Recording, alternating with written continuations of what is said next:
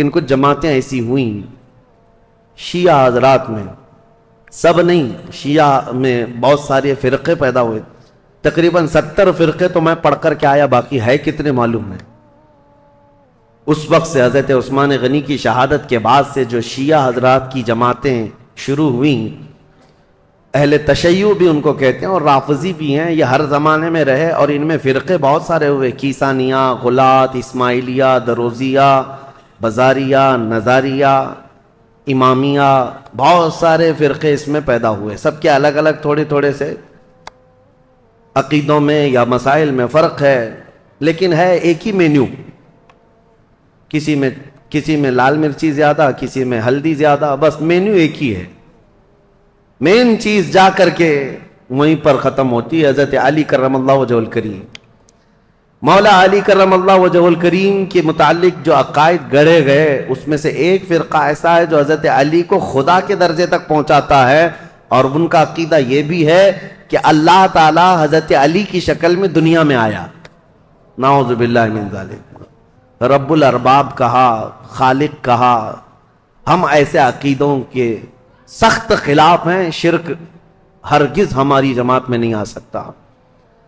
حضرت علی رضی اللہ تعالیٰ عنہ کے لیے کچھ لوگوں نے الوہیت کا عقیدہ یعنی خدا ہونے کا عقیدہ بنایا، اور ایک فرقہ ایسا آیا وہ تو یہ کہنے لگے نبوت جو ہے وہ حضرت علی کو ملنے والی تھی، اور حضرت علی سوئے تھے تو اس لیے محمد صلی اللہ علیہ وسلم کو جبرائیل دے کے چلے گئے۔ یہ ایسا ہی بتا رہے ہیں جیسے نان کٹائی دے کر چلے گئے۔ ارے میاں نبوت ہے، جو جاگ رہا ہے اس کو نان کٹائی مل گئی، جو سو رہا ہے اس کو نہیں ملی، کوئی مٹھائی ہے؟ نبوت اللہ تعالیٰ نے عالم ارواح میں ہی چن لیا ہے کہ کون نبی ہونے والا ہے۔ یہ سویا جاگتا ہوا معاملہ نہیں ہے، ابھی دنیا میں کوئی پیدا بھی نہیں ہوا تھا، صرف روحیں تھی، اسی وقت روحوں میں اللہ نے منتخب کر لیا ہے کہ کون نبی ہوگا۔ ایک بات یاد رکھیں، یہ عقیدہ مسلم عقیدہ اسلام کا کہ کوئی بھی شخص اپنی محنت، اپنی عبادت، اپنی ریاضت سے نبی ہرگز نہیں ہو سکتا، نبی صرف اللہ کے انتخاب سے ہوتا ہے۔ ہاں ولی بن سکتے ہو، آپ کثرت سے عبادت کر رہے ہو، اللہ کے ولی بن گئے، پرہیزگار بن گئے۔ ولی تو کوئی بنتا ہے کبھی عبادات سے، محنت سے، کسب سے، اور کبھی عطا سے، لیکن نبی محنت سے، عبادت سے نہیں ہوتا۔ تم 1,00,000 سال بھی سجدے میں سر جھکا کر بیٹھے رہو، نبی نہیں بنو گے۔ نبی تو اللہ تعالیٰ کے انتخاب سے، اور اب تو کسی کے نبی ہونے کا امکان ہی نہیں۔ حضور صلی اللہ تعالیٰ علیہ وسلم کے آنے کے بعد کوئی نبی نہیں آئے گا، یہ عقیدہ ضروری ہے، کیونکہ حضرت علی رضی اللہ تعالیٰ عنہ کے متعلق بہت ساری چیزیں گڑھی گئی ہیں۔ بیچ کا راستہ یہی ہے جو حق ہے، اہل سنت و جماعت کا راستہ، کہ ہم مولا کائنات علی ابن ابی طالب کرم اللہ وجہ الکریم کو اسی عظمت کے ساتھ مانتے ہیں جیسے رسول اللہ کے صحابہ مانتے تھے، اور حضور نے جیسے ان کے متعلق فضیلت بیان فرمائی، وہی اسی حیثیت سے ہم مولا کائنات علی ابن ابی طالب رضی اللہ تعالیٰ عنہ کو سر آنکھ پر رکھتے ہیں۔ ہم ان وہابیوں کی طرح بھی نہیں جو حضرت علی رضی اللہ تعالیٰ عنہ کی شان کو گھٹاتے ہیں، نعوذ باللہ۔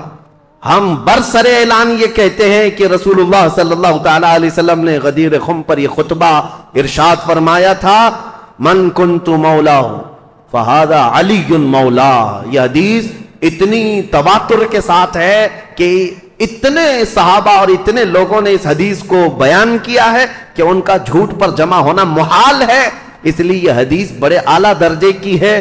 میرے آقا صلی اللہ علیہ وسلم نے فرمایا تھا، میں جس کا مولا ہوں علی بھی اس کے مولا ہے، علی بھی اس کے مولا ہیں۔ اب اس حدیث کو لے کر کے بھی بہت سارے لوگ ہنگامہ مچاتے ہیں کہ رسول اللہ صلی اللہ تعالیٰ علیہ وسلم تمام نبیوں کے مولا ہیں، تو حضرت علی نبیوں کے بھی مولا ہیں، وہ نبیوں کے اوپر بھی لے کر چلے گئے، کیونکہ یہ حدیث ہے۔ حضور نے فرمایا مولا کے عربی میں کئی معنی ہیں۔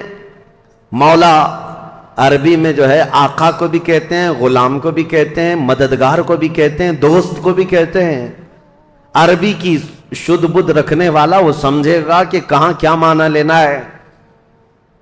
اسی طرح سے اگر عربی کی ترجمے کرنے لگ جائیں تو پھر اوٹ پٹانگ حرکتیں شروع ہو جائیں گی، جیسے گوگل ٹرانسلیٹ کر کے دے دیتا ہے، وہ کچھ بھی جیسا ہو اسی طرح سے اٹھا کر دے دے گا۔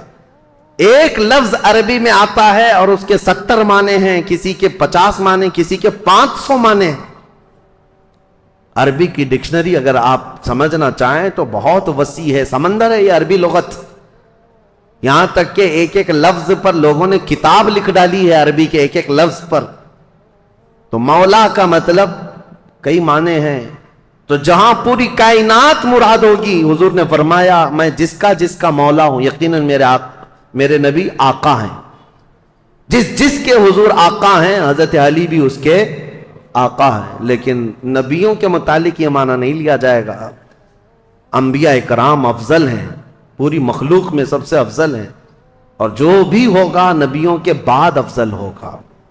بہرحال میں یہ ٹاپک کو صرف آپ کے سامنے اس لیے رکھ رہا ہوں کہ سوشل میڈیا کے اس بھیانک دور میں انہی حدیثوں کا سہارا لے کر بھولے بھالے نوجوانوں کے دماغ میں یہ باتیں ڈالی جاتی ہیں۔ یہ چیزیں بھی لائی گئی ہیں، حضرت علی نبیوں سے افضل ہیں۔ نہیں، اللہ کے انبیاء جتنے نبی ہیں وہ کائنات میں روئے زمین میں سب سے افضل انسان ہیں، اور ان کے بعد دوسرے صحابہ میں افضلیت ہے۔ سیدنا علی بن ابی طالب کرم اللہ وجہہ الکریم کے کمالات، اب میں آپ کو کیا بتاؤں کہ قرآن پاک کی جو آیت میں نے پڑھی ہے، محمد الرسول اللہ والذین معہ اشداء علی الکفار رحماء بینہم تراہم رکعا سجدا، ان میں یہ چاروں خلفائے راشدین کا ذکر آ گیا ہے۔ یعنی مفسرین یہ فرماتے ہیں اس آیت میں حضرت علی رضی اللہ تعالیٰ عنہ کا ذکر بھی ہے، اور ابن عساکر نے تو یہ روایت کیا ہے کہ قرآن کی تقریباً 300 آیتیں ایسی ہیں جس میں حضرت علی رضی اللہ تعالیٰ عنہ کی فضیلت ثابت ہوتی ہے۔ اتنی بڑی بات ہے یہ۔ مولا علی کرم اللہ وجہہ الکریم کے فضائل و مناقب بے شمار ہیں۔ اب ان کا دور کیسے آیا، ان کی فضیلتیں آپ سنتے رہتے ہیں، اور سچ فرمایا شاعر نے ان کی فضیلت میں ایک جملہ کافی ہے: شاہ مرداں شیر یزداں قوت پروردگار، لا فتح الا علی لا سیف الا ذوالفقار۔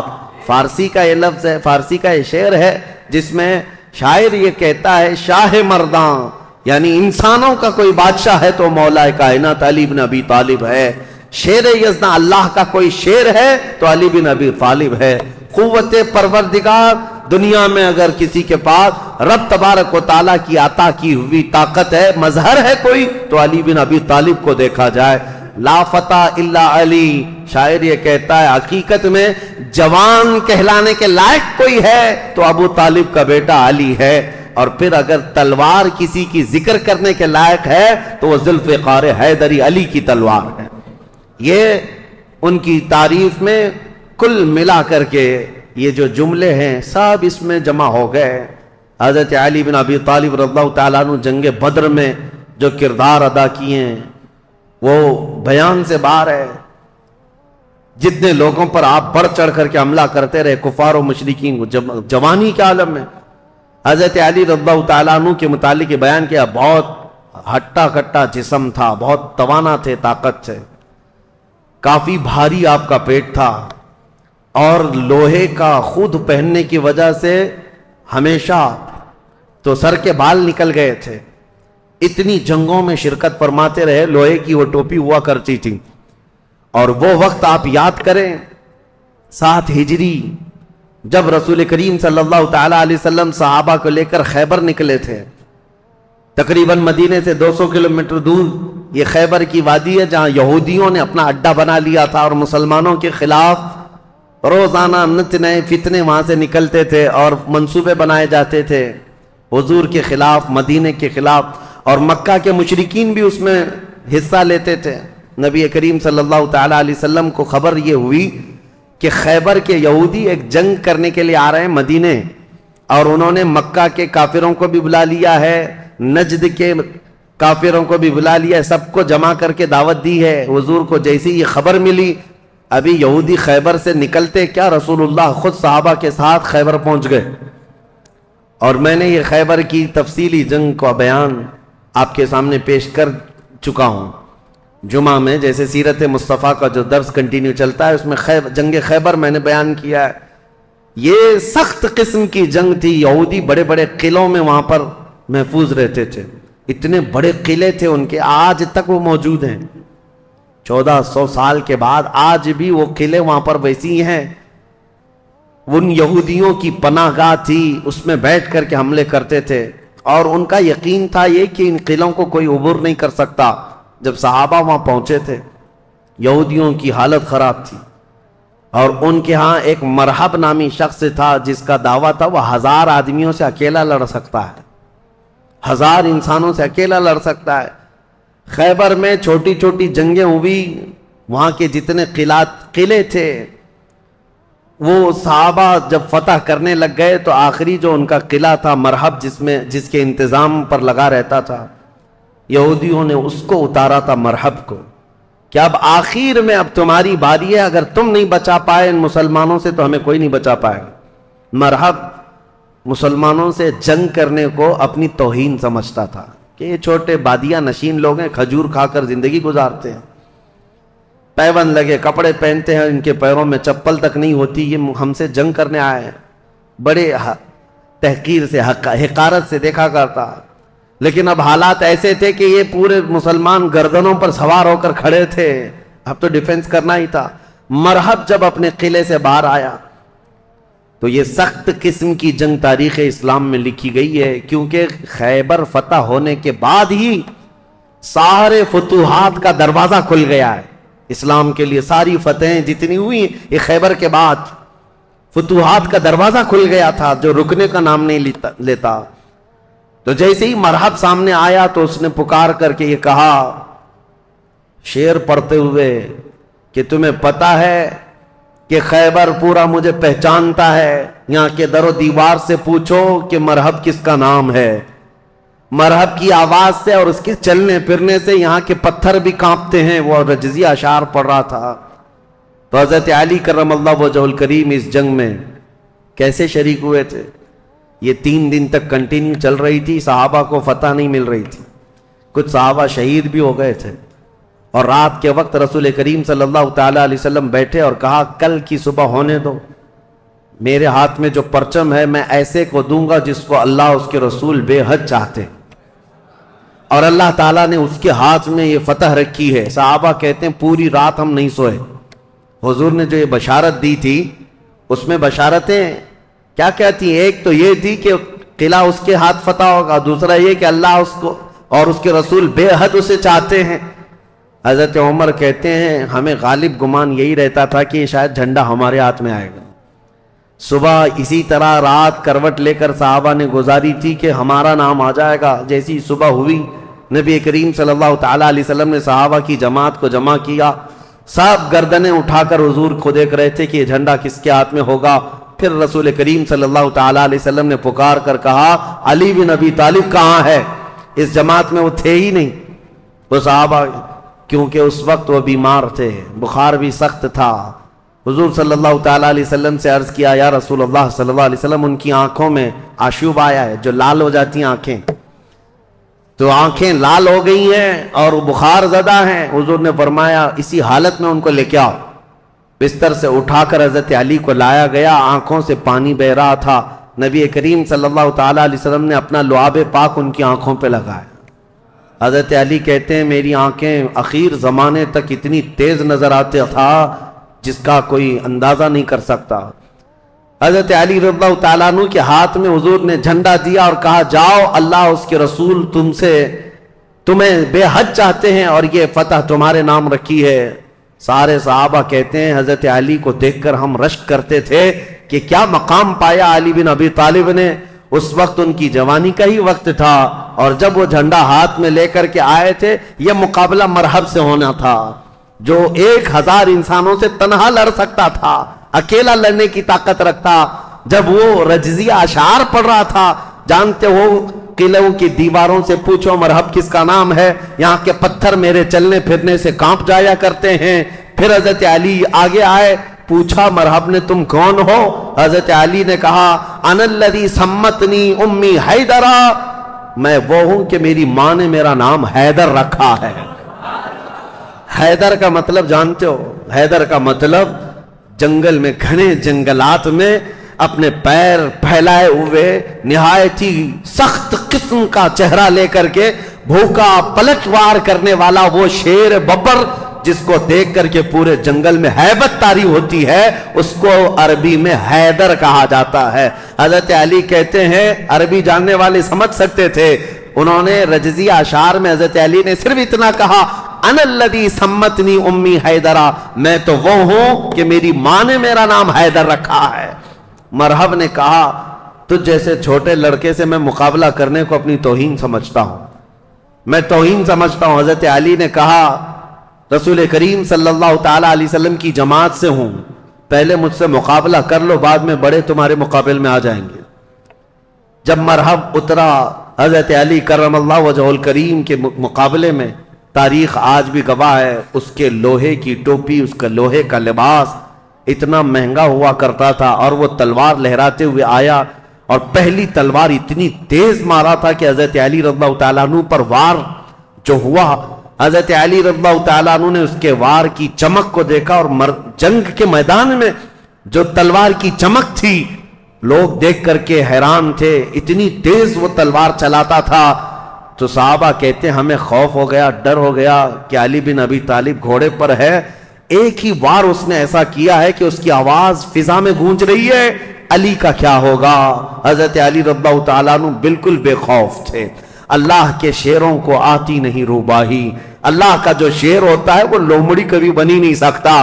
مولا کائنات علی بن ابی طالب نے اس کے 2 وار کے بعد اپنا جو پہلا وار مارا، صحابہ کہتے ہیں حضرت علی کی 2 دھاری تلوار تھی، مرحب کے سر پر لگی اور اس کے لوہے کی ٹوپی کو کاٹتے ہوئے مرحب کے سینے تک آ گئی، ایک ہی وار میں مرحب کو زمین پر ٹھنڈا کر دیا تھا۔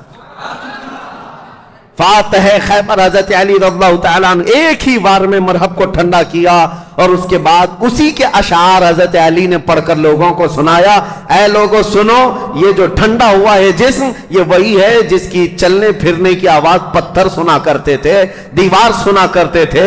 اب اس خیبر کے قلعے کے در و دیوار بھی جانیں گے کہ جس سے وہ ہیبت کھاتے تھے، اس کو زمین پر کس نے مار گرایا۔ پھر حضرت علی نے کہا، اے یہودیوں، آج کے بعد سے خیبر کے ہر قلعے سے آواز آئے گی کہ کوئی آیا تھا جس کا نام اس کی ماں نے حیدر رکھا تھا۔ عزیزان گرامی، یہ تاریخ کی سچائیاں اس لیے میں عرض کر رہا ہوں۔ مولا علی بن ابی طالب کرم اللہ وجہہ الکریم، اس جنگ میں صحابہ کی روایت ہے، ابن عساکر کی روایت یہ ہے کہ حضرت علی بڑھتے گئے اس قلعے کے پھاٹک کو توڑ دیا تھا، جو دروازہ ہوا کرتا تھا۔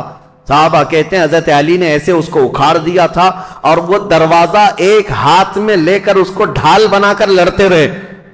جب کبھی سامنے سے کوئی تیر آتا یا تلوار آتی تو یہ دروازے کو ڈھال بنا کر کے لڑتے تھے۔ تم اپنے گھر کا دروازہ اٹھا کر کے دیکھو، خیبر کا دروازہ الگ ہے، اپنے گھر کا دروازہ بھی نہیں اٹھا پاؤ گے۔ آج کے نوجوانوں کی بات کر رہا ہوں، وہ خیبر کا دروازہ ایسا تھا کہ اس کے بعد حضرت علی نے اس کو اپنی پیٹھ پر رکھا دروازے پر، کئی صحابہ تو اس کے اوپر سے چڑھ کر کے قلعے کے اندر گئے، اور صحابہ کہتے ہیں اس کے بعد اس دروازے کو 16 گز آگے انہوں نے ایک ہی ہاتھ سے پھینکا تھا۔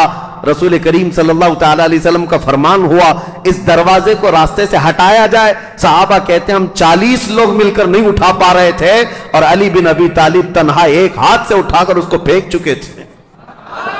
لا فتح الا علی، لا سیف الا ذوالفقار، یہ شجاعت، یہ جمع مردی اللہ کے شیر کو اللہ نے عطا کی ہے۔ قوت پروردگار، میرے عزیزوں، ان کے فضائل، ان کے مناقب، ان کے کمالات بیان سے باہر ہیں، لیکن اب خلافت کا دور شروع ہے، اس لیے کہ ہم تاریخ بیان کر رہے ہیں، فضیلتیں ہر سال آپ سنتے رہتے ہیں، اور اس سال ظاہر سی بات ہے میں جو ٹاپک لے کر کے چل رہا ہوں وہ تاریخ اسلام ہے۔ ہر بچے کو، ہر جوان کو تاریخ یاد رکھنا بہت ضروری ہے، اور اگر اپنی تاریخ سے تم بے بہرا ہو تو دنیا جو پٹی پڑھائے گی وہ صحیح سمجھنے لگ جاؤ کہ آج حالات یہی ہیں، تم خالی کورے کاغذ لے کر کے بیٹھے ہو، سوشل میڈیا میں کوئی آیا نئی بات بولا، کہا ہاں یہ تو بالکل نہیں لگ رہی ہے، نہیں کچھ نہیں، 1400 سال پرانی ہے، تم کورے تھے، تم نے پڑھائی کہاں تھا؟ اس لیے تاریخ کی سچائیاں اگر تمہیں یاد نہ ہو تو اگلا دور جو آنے والا ہے اور بھی بہت ڈینجر ہے، بہت سخت ہے۔ آپ کو پتا ہے یہ ظالمانہ حکومتیں جو ہمارے سر پر آج منڈلا رہی ہیں، یہ دجالی نظام جو پیدا ہو چکا ہے، یہاں سب چیزوں پر اٹیک ہے، سب چیزوں پر اٹیک ہے۔ آپ یہ مت سمجھنا کہ یہ صرف ہماری مسجدیں گرا رہے ہیں یا ہماری خانقاہوں کو پامال کر رہے ہیں، بلکہ ماسٹر پلاننگ کے ساتھ تمہاری نسلوں کی تباہی کا انتظام ہو چکا ہے، ماسٹر پلاننگ کے اعتبار سے، ایسے کہ یہاں پر باضابطہ ایجوکیشن منسٹر اسی کو بنایا جاتا ہے جو سخت قسم کا تعصب پسند ہو، تمہاری تاریخ کو توڑ مروڑ کر کے تمہارے اسکول کے سیلیبس میں ایسی چیزیں ڈال دے کہ بچہ کچے دماغ میں پڑھتے پڑھتے یہی سمجھ جائے۔ آج حالات ایسی ہی ہیں، 10-20 سال پہلے جا کر کے آپ اسکول کے نصاب سیلیبس کی کتابیں اٹھا کر کے پڑھیں، اس میں حضور صلی اللہ علیہ وسلم کے نام پر چیپٹر ہوا کرتا، صحابہ اکرام کے حضرت عمر فاروق کے نام پر چیپٹر ہوا کرتا تھا، کوئی نہ کوئی ٹیکسٹ بک میں آپ کو مل جائے گا۔ آج تو ہے ہی نہیں۔ تاریخ اسلام کی یہ سچائیاں، نہ اورنگزیب آئیں گے، نہ شہاب الدین غوری آئیں گے، تاریخ کو مٹا کر کے پتہ نہیں کون کون سے پہاڑی چوہوں کو لا کر رکھا ہے، سب طرح سے بدل کر کے، اس طرح کہ تعصب کی اینک ایسی پہن رکھی ہے انہوں نے کہ تمہارے بچوں میں یہ زہر پھیلتا جائے اور بچے تمہاری تاریخ سے بے بہرا ہو جائیں۔ آج اے نوجوانوں، اگر دنیا تمہاری تاریخ مٹانے کی کوشش کر رہی ہے تو اس وقت تمہاری ذمہ داری ہے، تمہاری ذمہ داری ہے۔ میں رشیا کی ایک چھوٹی سی کنٹری جہاں قرآن پر پابندی لگا کر تقریباً 70 سال گزر چکے تھے، 60 یا 70 سال، سوویت یونین کی لڑائیوں میں، اس سے پہلے جو وہاں کے حالات تھے، مارکسزم، لینن کا جو انقلاب آیا تھا، ریولوشن، کچھ ممالک ایسے سخت اسٹرگل کر چکے ہیں، مسلمانوں کی اذانیں بھی بنتی، قرآن پر پابندی ایسی لگی تھی۔ ایک ہمارے اس تاریخ کو بیان کرنے والے ایک عالم دین ہے، انہوں نے کہا کہ اس ملک میں جانا ہوا تھا، مسجد نام کی کوئی چیز ہی نہیں تھی، ایک جگہ گئے بازار میں تو لوگوں سے معلوم کیا کہ آج جمعہ ہے، کہیں نماز ہے، تو دکان میں بیٹھا ہوا آدمی ہاتھ پکڑ کر لے گیا، ایک دروازہ کھولا، اس دروازے کے اندر دروازہ، اس کے بعد جانے کے بعد ایک کمرہ ہے، وہاں پر کچھ لوگ نماز پڑھ رہے ہیں۔ کہا یہاں سخت پابندی ہے، کھلے عام نماز نہیں پڑھ سکتے۔ نماز پڑھنے کے بعد علاقے کے لوگوں سے، اس عالم دین ہندوستانی تھے، مل کر کے انہوں نے کہا مسلمانوں پر اتنی سخت پابندیاں ہیں لیکن ہیں مسلمان اب تک، نماز تو پڑھ رہے ہیں تم لوگ چھپ کر ہی صحیح۔ انہوں نے کہا نماز ہی نہیں، ایک بچے کو انہوں نے سامنے کیا، ایک بچہ تھا تقریباً وہ 12 یا 13 سال کا، کہا یہ قرآن پڑھ سکتا ہے؟ تو وہ ہنسنے لگے، کہا قرآن پڑھ نہیں سکتا بلکہ یہ پورا حافظ قرآن ہے۔ یہ عالم دین کہتے ہیں میں اس کو جگہ جگہ سے قرآن پوچھتا رہا اور وہ قرآن زبانی سناتا رہا۔ ایسی جگہ پر جہاں اذان پر پابندی ہو، جہاں قرآن رکھ نہیں سکتے، ایک بچہ حافظ قرآن ہے۔ انہوں نے پوچھا کہ بیٹا یہ حفظ قرآن ایک باضابطہ مدرسہ لگتا ہے ہمارے ہاں، باضابطہ انوائرمنٹ چاہیے، پھر جا کر کوئی حافظ قرآن بنتا ہے، تم ایسی جگہ پر کیسے بنے؟ وہ کہتا ہے بس میں اپنی دادی سے سن سن کر حافظ قرآن بناؤں، میری دادی حافظ قرآن ہے۔ میں یہ مثال صرف اس لیے دینا چاہتا ہوں، اسلام پر چاہے جیسے ہی سخت حالات آ جائیں، اسلامی سپاہیوں نے اپنے بچوں میں اسلام نسل کرنے کا جب بیڑا اٹھا لیا ہے، دنیا کی عظیم طاقتیں بھی اسلام کو کچھ نہ کر سکیں۔ آج وہ ذمہ داری تمہیں اٹھانے کی ضرورت ہے۔ تم یہ مت دیکھو کہ کہاں کیا بدلا جا رہا ہے، سوشل میڈیا پر اور یا اسکولوں کے نصاب میں، سیلیبس میں اور فلموں میں جو ہمیں فلما کر کے دکھایا جا رہا ہے، لوگ احتجاج کر کر کے بول رہے ہیں نا کہ اسلام پر ٹارگٹ ہے، ہزار کرنے دو انہیں۔ یا آج سول کوڈ کی بات لے کر کے مسلمانوں کے قوانین بدلنے، یہ سب حالات آئیں گے، سخت ترین حالات آئیں گے۔ ظالموں کو تو اپنا ظلم دکھانا ہی ہے، لیکن اے غیور نوجوانوں، تمہاری ذمہ داری ہے، تم اپنے کندھوں پر یہ بیڑا اٹھا لو۔ ہم دنیا کے درپردہ یا دنیا کے بھروسے پر اپنے بچوں کو نہیں رکھیں گے، ہم اپنے تاریخ کی سچائیاں اپنے بچوں میں منتقل کرتے جائیں گے۔ یہ گڈی گڑیا کی کہانیاں سنانا چھوڑ دو، اپنے بچوں کو لو، رات میں بیٹھ کر میرے آقا کی اور صحابہ اکرام کے ایمان افروز واقعات سناؤ۔ اتنے واقعات آپ نے سن لیے، ہر سال کربلا سناتے ہیں۔ میرے عزیزو، اب کربلا صرف علماء سے نہیں، ہر گھر میں باپ سے بچہ خود سنے۔ کون؟ حسین ابن علی ہیں۔ یہ کربلا کی داستانیں گھر گھر میں ہو، پھر ہمیں کچھ فرق نہیں پڑتا کہ ظالم طاقتیں کیا کیا منصوبے بنا رہی ہیں۔ مولا علی کرم اللہ وجہہ الکریم کی اب تاریخ میں بیان کرنے جا رہا ہوں۔ یہ فضائل تھے، یہ مناقب تھے، ان کے کمالات تھے، ان کے کمالات کے لیے اتنا کافی ہے کہ وہ رسول اللہ صلی اللہ علیہ وسلم کے بھائی ہیں، دنیا میں بھی اور آخرت میں بھی۔ ان کی فضیلت کے لیے اتنا کافی ہے کہ رسول اللہ صلی اللہ تعالی علیہ وسلم نے ان کے لیے یہ فرمایا کہ تم میرے لیے ویسی ہی ہو جیسا موسیٰ علیہ السلام کے لیے ہارون علیہ السلام تھے، بس فرق اتنا ہے کہ میرے بعد کوئی نبی نہیں ہوگا۔ ان کی فضیلت کے لیے اتنا کافی ہے کہ سیدہ کائنات فاطمۃ الزہرا ان کے نکاح میں ہیں، اور جنتی جوانوں کے سردار حسن و حسین ان کے بیٹے ہیں۔ ولایت کا سر چشمہ حضرت علی تک پہنچتا ہے۔ اب خلافت کا جو دور ہے، یہ ظاہر سی بات ہے کمپلیکیٹڈ چیز، حکومت، سیادت، امارت، خلافت یہ آسان چیز نہیں ہے میرے عزیزو۔ ہر زمانے میں، ہر دور میں یہ عہدہ ہمیشہ اختلافی ہوتا ہی رہا ہے، لیکن صحابہ کے دلوں میں حضور صلی اللہ تعالی علیہ وسلم نے خالص اللہ کی محبت رکھی تھی۔ وہ دنیا پرست نہیں تھے اور دنیا کے اسباب کی طرف یا مادوں کی طرف وہ اپنے دل دادا نہیں تھے، اللہ کا خوف رکھتے تھے، اس لیے زیادہ معاملات نہیں آئے۔ پھر بھی جیسے کہ کل میں نے بتایا، حضرت عثمان کی 12 سالہ خلافت کے دور میں آخر دور ایسا آیا جو فتنوں سے بھرا ہوا تھا۔ عبداللہ بن سبا نام کا ایک یہودی جس نے یہ بیج بویا اور ایک جماعت پیدا کر دی، اور مسلمانوں میں انتشار اور فرقہ پیدا ہونا شروع ہو گیا، اور سبب کہاں، یہ فتنہ کہاں تک پہنچا؟ حضرت عثمان غنی کا قتل ہو گیا مدینے میں۔ یہ پہلا قتل ہے جو مسلمانوں کے ہاتھ ہوا ہے، حضرت عثمان غنی کا قتل۔ حضرت عمر کو بھی شہید کیا گیا، لیکن وہ تو ایک آگ کا پجاری تھا، ابو لولو فیروز مجوسی۔ لیکن حضرت عثمان کا جو قتل ہوا ہے وہ آپسی انتشار کی وجہ سے ہوا۔ تفصیل میں نے بتایا، جگہ جگہ انقلاب نام سے کچھ جماعتیں کھڑی ہوتی تھیں، ان کو یہ چاہیے تھا ریولیوشن، اور ان کو جدت، نیا پن چاہیے تھا۔ حضرت عثمان کا خلافت کا زمانہ 12 سال ہو رہا تھا، اور یہ وقت یہاں تک آ پہنچا کہ مدینے میں پہنچ کر کے ان سبائیوں نے، مصر کے رہنے والے بلوائیوں نے حضرت عثمان کا قتل کر دیا۔ یہ قتل صحابہ کے لیے بہت بڑا صدمہ تھا، جتنے بڑے صحابہ تھے اس قتل کے خلاف تھے۔ خود حضرت علی کرم اللہ وجہہ الکریم اس کی سخت مذمت کرتے رہے اور کہتے رہے کہ رسول اللہ صلی اللہ علیہ وسلم کے حرم مدینہ کو جس نے حلال کر دیا خون سے حضرت عثمان کے، وہ دنیا کا بدترین شخص ہے۔ اور حضرت علی کے فرامین ہے کہ میں سمجھتا ہوں قتل عثمان سب سے بدترین فتنہ ہے۔ اب حالات ہو گئے، ان کے قتل کے بعد جنازہ ہو گیا، تدفین ہو گئی، جنت البقیع میں آپ دفن ہوئے۔ اب خلافت کا مسئلہ آیا کہ اب کون خلیفہ بنے گا۔ جیسے حضرت ابو بکر کی خلافت، کیسے تمام مسلمانوں نے اتفاق رائے سے آپ کو خلیفہ چن لیا تھا، اور حضرت عمر کو حضرت ابو بکر نے جاتے وقت خود ہی اعلان کر دیا تھا، اس لیے اختلاف نہیں ہوا، صحابہ نے ان کو چن لیا تھا۔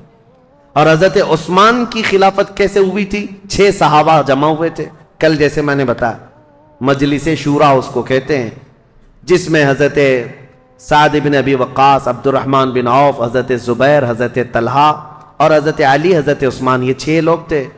حضرت عمر نے جاتے جاتے ان کو منتخب کیا تھا، یہ 6 لوگ جس کو منتخب کریں گے وہ خلیفہ ہوگا۔ ان 6 میں سے 2 تو پہلے ہی ہٹ گئے کہ ہم کو خلافت کا کوئی ارادہ نہیں ہے، اور باقی جو 2 تھے انہوں نے اپنی خلافت دوسرے کو سپرد کر دی، جیسے حضرت زبیر نے حضرت علی کو دے دیا، حضرت طلحہ نے حضرت عثمان کو۔ بچے 2 ہی تھے، حضرت علی اور حضرت عثمان، جو خلافت کے دعوے دار۔ لیکن حضرت عبد الرحمن بن عوف نے دونوں سے وعدہ لے لیا تھا، ہم جس کی بیعت کریں گے ایک دوسرا اس کی پیروی کرے گا، اطاعت کرے گا۔ تو جب حضرت عثمان کی بیعت ہو گئی تو حضرت علی نے بھی بیعت کیا۔ اب یہ پوری روایت مسند ابی یعلا میں، تاریخ ابن عساکر میں، خود حضرت علی کرم اللہ وجہہ الکریم سے منقول یہ روایت میں آپ کے سامنے رکھتا ہوں۔ جب حضرت علی کے ساتھ ایک معاملہ پیش آیا تھا، وہ بھی میں ابھی تاریخ میں بتاتا ہوں۔ 2 جنگیں ہوئی ہیں جو تاریخ کی بدترین قسم کی، یعنی جس میں مسلمانوں کا بہت بڑا نقصان ہوا ہے۔ ان جنگوں کے متعلق ذکر کرنا مسلمانوں میں یہ ضروری نہیں ہے، لیکن ابھی دور ایسا آ گیا ہے کہ چوہے بہت آ گئے ہیں اور تمہارے وائر کاٹنے پر لگے ہوئے ہیں، اس لیے ہمیں حقیقت تھوڑی بیان کرنی پڑی۔ جنگ جمل، جنگ صفین کے متعلق ایک خلفشار مچا کر رکھا ہے کچھ لوگوں نے، اس لیے حقیقت کیا ہے وہ بتاؤں گا. اس وقت جب بصرہ میں گئے تھے حضرت علی، ایک مشہور تابعی ہیں اور ایک صحابی ہیں حضرت احنف بن قیس، انہوں نے پوچھا تھا حضرت علی سے، اے علی آج آپ اپنے گھوڑے پر سوار ہو کر بصرہ تک آ گئے ہیں، آپ یہ بتائیں رسول پاک صلی اللہ تعالی علیہ وسلم نے کیا آپ کو اس کا حکم دیا تھا، یا آپ یہاں تک کس لیے آئے؟ تب حضرت علی نے تفصیلاً ایک حدیث پر جو حضرت علی سے مروی ہے بیان کیا، کہا لوگوں سنو، میری قرابت رسول اللہ سے کیا ہے وہ بتانے کی چندہ ضرورت نہیں، میری رشتہ داری کیا ہے، لیکن جب رسول کریم صلی اللہ تعالی علیہ وسلم کی وفات ہوئی تو ہمیں ڈر یہ تھا کہ اختلاف پیدا ہو جائے گا مسلمانوں میں، لیکن اللہ کریم ایسا کرم کیا کہ حضرت ابو بکر صدیق کو مہاجرین اور انصار سب نے بالاتفاق خلیفہ مان لیا. حضرت علی کہتے میں بھی اس میں تھا، میں نے بھی حضرت ابو بکر کی خلافت کو تسلیم کیا، اور صرف اتنا نہیں کہ نہ چاہتے ہوئے، بلکہ حضرت علی کہتے وہ اس کے اہل تھے اور اس کے حقدار تھے، ان سے افضل ہم میں کوئی نہیں تھا، میں نے ان کی خلافت کو تسلیم کیا. اور جب انہوں نے جنگوں میں شرکت کا کہا، میں نے جنگوں میں شرکت کی، جتنا انہوں نے مجھے حصہ دیا میں اس میں سے حصہ لیتا رہا.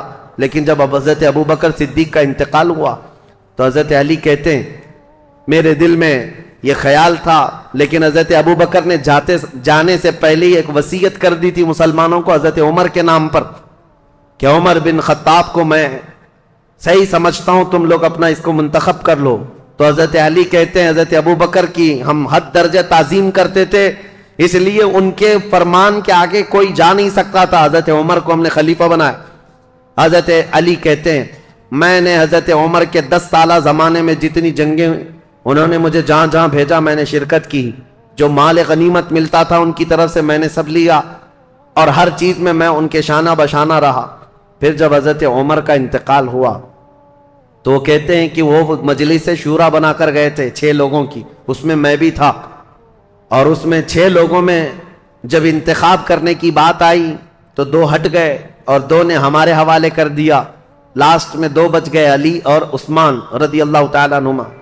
حضرت علی کہتے ہیں چونکہ عبد الرحمن بن عوف نے مجھ سے یہ وعدہ لیا تھا، وہ 6 میں سے ایک صحابی عبد الرحمن بن عوف بھی ہیں، انہوں نے حضرت علی سے وعدہ لیا تھا اے علی اگر آپ کے علاوہ میں کسی اور کے ہاتھ میں بیعت کروں تو کیا آپ اس کے خلاف جائیں گے؟ حضرت علی کہتے ہیں ہرگز نہیں جاؤں گا، آپ جس کی بیعت کو قبول کریں گے میں بھی اس کی بیعت کو قبول کروں گا. حضرت علی کہتے ہیں جب عبد الرحمن بن عوف نے مجھ سے یہ وعدہ لیا تھا اور وعدے کے بعد انہوں نے حضرت عثمان کے ہاتھ میں بیعت کر لی تو میں اپنے وعدے کے خلاف نہیں جا سکتا، میں نے بھی حضرت عثمان کے ہاتھ میں بیعت کر لی. یہ حضرت علی کی خود بیان کردہ روایت میں آپ کے سامنے رکھ رہا ہوں. اور پھر 12 سال گزر گئے حضرت عثمان کے. حضرت علی کہتے ہیں پھر حالات ایسے سنگین ہو گئے کہ حضرت عثمان کا قتل ہو گیا، جو بالکل میرے وہم و گمان میں نہ تھا کہ قتل تک ہو جائے گا. معاملات بدل رہے تھے، فتنہ پھیل چکا تھا، لیکن اتنے سنگین حالات بن گئے کہ ان کا قتل ہو گیا جس سے ہم ہرگز راضی نہیں. اب اس کے بعد بات آتی ہے خلیفہ چننے کی. حضرت زبیر، حضرت طلحہ، یہ 2 ایسے صحابہ ہیں جو عشرہ مبشرہ میں سے رسول اللہ صلی اللہ علیہ وسلم نے جن کو دنیا میں جنت کی بشارت دی، ان میں 2 یہ ہیں. یہ صحابہ بڑے صحابہ کہلاتے تھے، مدینے میں جتنے تھے سب آئے، سب آ کر حضرت علی کے پاس کہنے لگے آپ اپنی بیعت کا اعلان کر دیں اور آپ خلیفہ ہیں. حضرت علی نے کہا مجھے اس کی خواہش نہیں، میں خلیفہ کی بجائے وزیر بننا پسند کروں گا، تم میں سے جو چاہے خلیفہ بن جاؤ. کیونکہ حالات ایسے تھے اس وقت حضرت علی کو خلیفہ بنایا جا رہا ہے جب انتشار بہت پھیل چکا تھا، امن کا دور نہیں تھا، جگہ جگہ جماعتیں کھڑی ہو گئی تھیں، سبائی فتنہ، کوفہ میں الگ، بصرہ میں الگ، عراق میں الگ اور شام میں الگ اور مدینہ مکہ والے الگ. یہ حالات پر حضرت علی کو خلیفہ بنایا جا رہا ہے. حضرت علی نے منع کیا، اس کے بعد پھر لوگوں نے اصرار کیا آپ سے بہتر ہماری جماعت میں کوئی نہیں.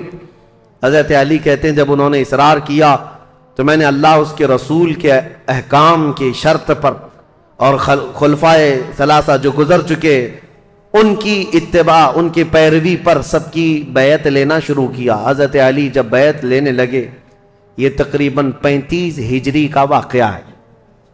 حضور صلی اللہ تعالی علیہ وسلم کی وفات کو 25 سال گزر چکے تھے.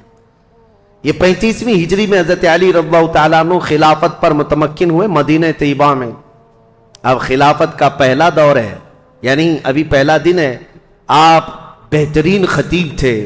حضرت علی کرم اللہ وجہ الکریم خطبہ بہت اعلیٰ دیا کرتے تھے. خطبے کے بعد آپ یہ جو فتنہ پھیلا تھا اس کو ٹھنڈا کرنے کے لیے کوششیں فرما رہے تھے. لیکن اسی اثنا میں ہوا کیا، حضرت علی رضی اللہ تعالیٰ عنہ نے دو چند دنوں کے بعد بہت سخت قسم کے فیصلے لیے. اس سے معاملات اور سخت ہو گئے. کیا؟ آپ نے ملک شام کے گورنر امیر معاویہ رضی اللہ تعالیٰ جو 22 سال سے گورنر تھے حضرت عمر کے زمانے سے، حضرت علی یہ کہتے تھے کہ اب ان کو گورنری سے میں معزول کرتا ہوں. حضرت امیر معاویہ کو اور مصر کے گورنر کو اور کئی جگہ کے گورنروں کو ایک ساتھ معزول کرنے کے لیٹر آپ نے جاری کر دی. جبکہ جو اکابر صحابہ تھے اس میں حضرت ابو موسیٰ اشعری، حضرت عمرو بن عاص، کئی صحابہ آ کر آپ کو مشورہ یہ دے رہے تھے کہ اس وقت یہ فیصلہ لینا اچھا نہیں، حالات بہت بگڑے ہوئے. حضرت عثمان کا قتل ہوا ہے، پہلے آپ اپنی بیعت سب سے لے لیجئے، اس کے بعد ان کے معزول کرنے کا حکم جاری کیجئے. حضرت علی نے حالات کی سنگینی کے اعتبار سے یہ خط جاری تو کر دیا، لیٹر بھیج دیا.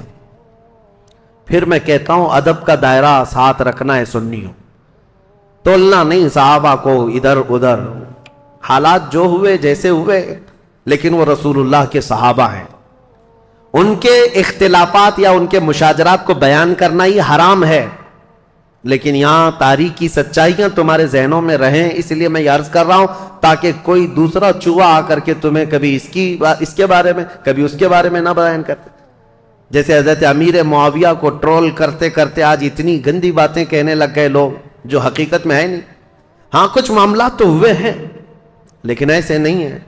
حضرت علی نے ان کی معزولی کا لیٹر جاری کیا، حالات سنگین ہو گئے. ظاہر سی بات ہے 22 سال سے وہ گورنر تھے. اب یہاں حالات یہ ہو گئے کہ حضرت امیر معاویہ نے سب سے پہلے یہ اعلان کیا کہ حضرت علی اب خلیفہ اگر ہو گئے ہیں تو ان کی خلافت کا پہلا کام یہ ہونا چاہیے جنہوں نے حضرت عثمان ابن عفان کو قتل کیا، پہلے ان قاتلوں کو پکڑ کر قصاص لینا چاہیے.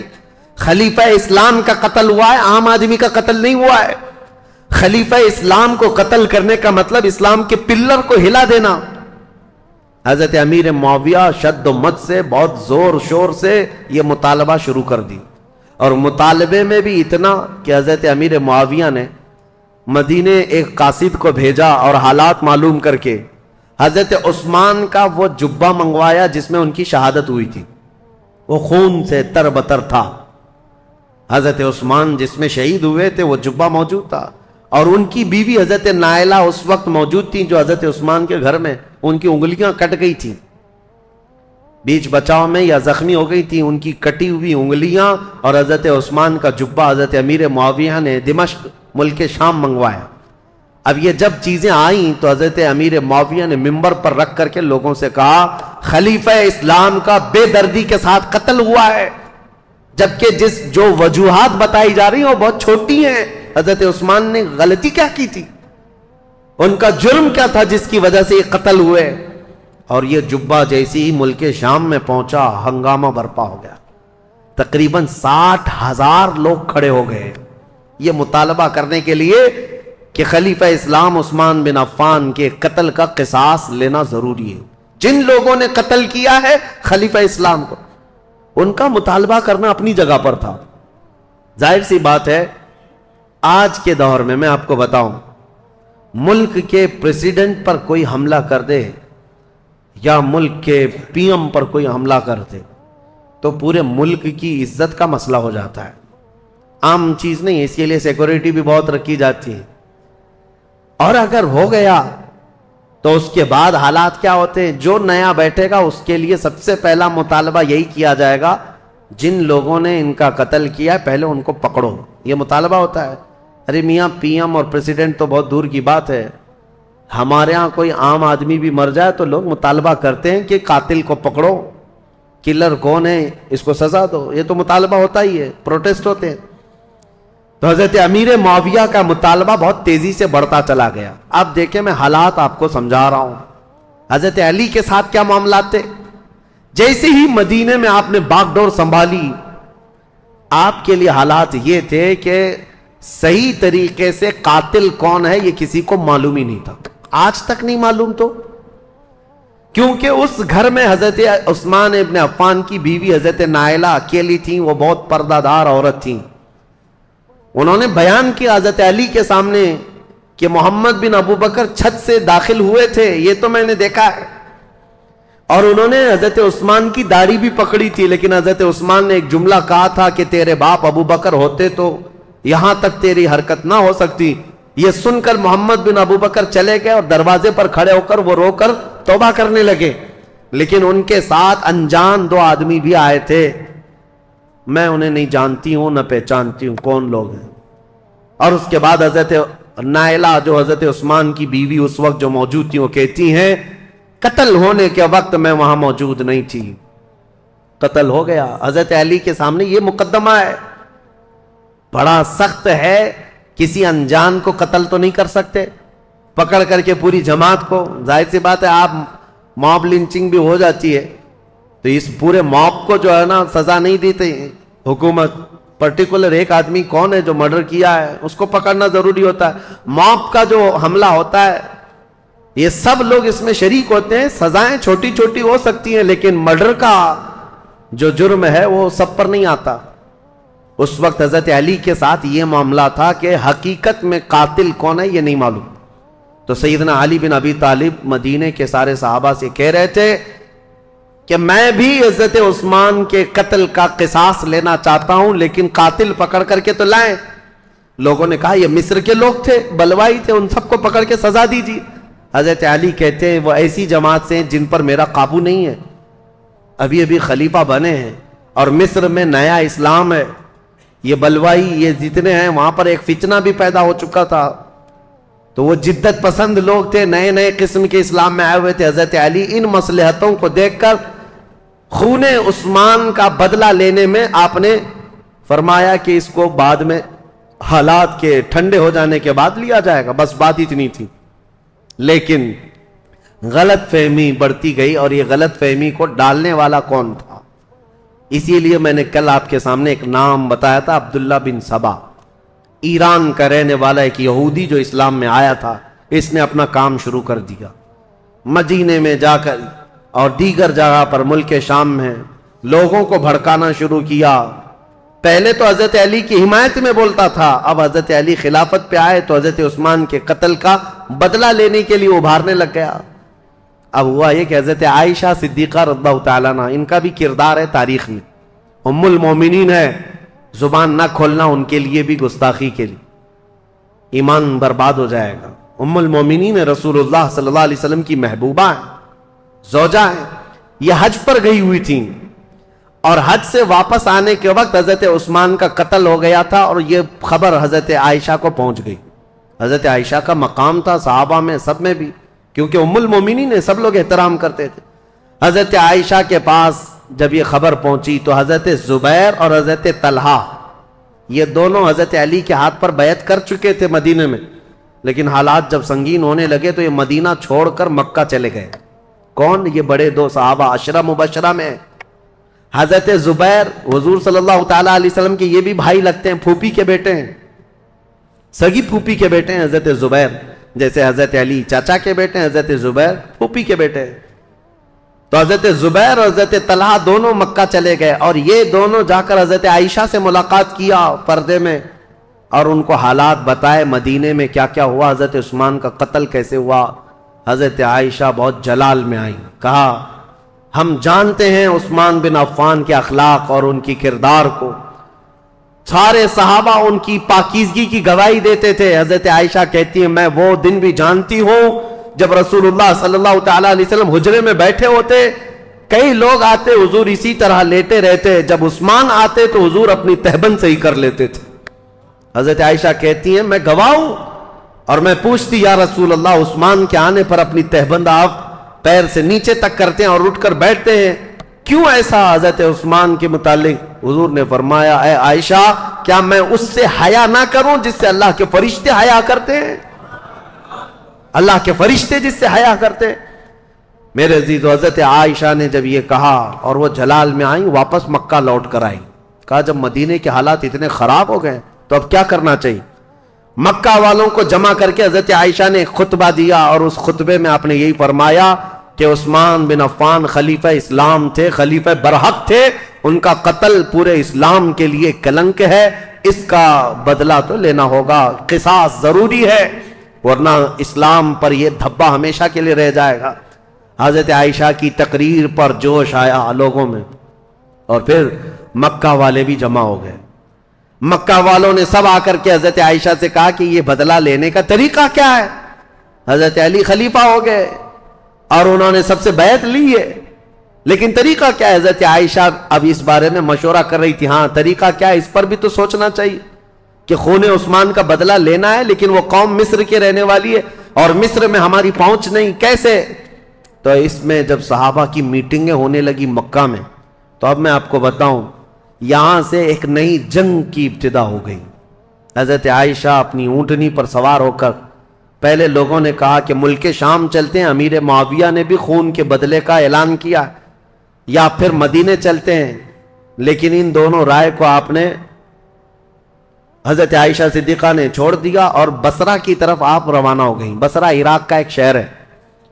اس بیچ میں کئی ایسے محتاط صحابہ ہیں جو اس جنگ میں شامل نہیں ہوئے۔ حضرت عائشہ جب جانے لگیں، کیونکہ میٹنگیں اتنی ہو گئی تھیں، اور جب لوگ یہ کہنے لگے کہ یہ بدلہ لینا تو خلیفہ وقت کا کام ہے، تو حضرت علی اس وقت بدلہ قصاص لینے پر تیار نہیں تھے، یا یہ فرما رہے تھے کہ ابھی اس قوم سے ہمارا پالا نہیں ہے، یا اس قوم پر ہمارا قابو نہیں ہے، ہم بعد میں بدلہ لیں گے، لیکن یہ مطالبہ شدت اختیار کر گیا۔ اب حضرت علی کو مدینے میں بھی آ کر خبر پہنچ گئی کہ حضرت عائشہ لوگوں میں جمع ہو گئی، اور انہوں نے خون عثمان کا قصاص لینے کا اعلان کر دیا، اور حضرت علی کو یہ بھی خبر مل گئی کہ امیر معاویہ کو جو ہم نے خط لکھا تھا، حضرت امیر معاویہ نے بدلے میں خط بھیجا جو بالکل خالی تھا، کچھ بھی لکھا ہوا نہیں تھا۔ حضرت علی سمجھ گئے معاملات سنگین ہے، یعنی امیر معاویہ نے وہاں سے اعلان یہ کر دیا ہے کہ پہلے خون عثمان کا بدلہ لیا جائے گا، بعد میں حضرت علی کی بیعت اور خلافت کا معاملہ ہوگا۔ اب یہ بظاہر ٹکراؤ والی صورت ہے، ایک طرف سے مطالبہ ہے شدت سے بدلہ لینے کا، اور ایک طرف حضرت علی مصلحت کو دیکھ رہے تھے، حکمت کو دیکھ رہے تھے۔ اس وقت حضرت علی کہتے ہیں اس خانہ جنگی کو، جس کو کہتے ہیں گرہ یدھ، اپنے اندر چلنے والی جنگ کو اگر خاتمہ نہ کیا جائے تو اس کا بہت بڑا نقصان اٹھانا پڑے گا اور ہمارا شیرازہ منتشر ہو جائے گا۔ حضرت علی مدینے میں لوگوں کو جمع کرتے ہیں، چلو ہم اس معاملے کو ٹھنڈا کریں گے۔ جب سب لوگ جمع ہوئے حضرت علی کے ساتھ، حضرت علی اب کوفہ کی طرف روانہ ہو گئے۔ حضرت علی کے ساتھ اس وقت 10,000 لوگ تھے۔ میرے عزیزوں، جب 10,000 لوگ ادھر ہیں، حضرت عائشہ کے ساتھ شروع میں 3,000 تھے، پھر راستے میں کئی لوگ شامل ہوئے، وہاں پر بھی 10,000 کی تعداد۔ اب 10,000 کی تعداد جب ہوئی تو اس میں سارے مخلصین نہیں تھے، کئی فتین بھی شامل تھے، ادھر بھی ادھر بھی، سبائی فتنے کے لوگ ادھر بھی تھے ادھر بھی تھے۔ اب حضرت علی رضی اللہ تعالیٰ عنہ یہاں سے نکلے ہیں اور مسلمانوں میں یہ بات پھیل گئی کہ 2 جماعتوں میں جنگ ہونے جا رہی ہے، ایک طرف حضرت عائشہ ایک طرف حضرت علی۔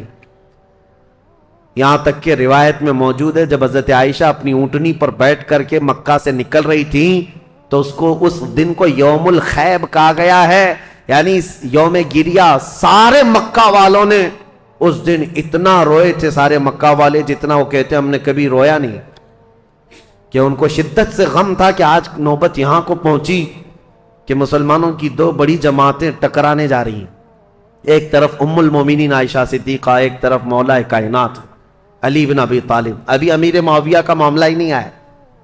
حضرت عائشہ چل کر کے گئیں، بصرہ پہنچ گئیں، اس میں حضرت زبیر بھی ہیں، حضرت طلحہ بھی ہیں، 2 بڑے صحابہ ہیں، 10 مبشرہ۔